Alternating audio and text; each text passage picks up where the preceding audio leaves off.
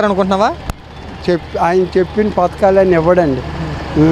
ఇప్పుడోడు కాదు, ఆయన ఎప్పుడో ఇందిరాగాంధీ ఉన్నప్పుడు హోమ్ మినిస్టర్ అయినాడు.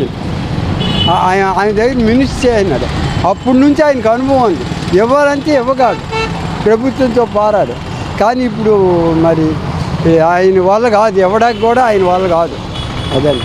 మామూలుగా తెలుగుదేశం పార్టీ వాళ్ళు కానీ వేరే ఇతర పార్టీ వాళ్ళు కానీ వైసీపీ పార్టీ వాళ్ళ మీద దాడులు చేస్తున్నారా? చేస్తున్నారు. చూస్తున్నాను నువ్వు వార్తల్లో. నేను వార్తలు చూస్తున్నాను, ఇంట్లో టీవీ చూస్తున్నాను. అది కరెక్ట్ కాదు. ఎందుకంటే పవన్ కళ్యాణ్ మాట చెప్పారు, దాడులు వద్దు, శాంతభద్రంగా ఉండండి అని. ఆయన కరెక్ట్. కానీ ఈ ముసుగులో గుద్దులాటి ఈయన చేస్తున్నాడు చంద్రబాబు.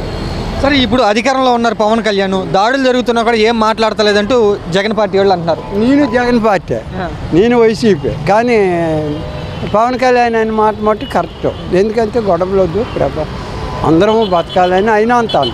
ఈయన అలా కాదు, కొన్ని గొడవలు వద్దు, శాంతభద్రంగా వెళ్ళండి, నేను సీఎంగా అయినాను, మళ్ళీ నాకు చేశారు పెద్దలు వాళ్ళు. ఎవరండి లేవరైతేనే నువ్వు సీఎం అయినావు, లేవరైపోతే అవుతారా?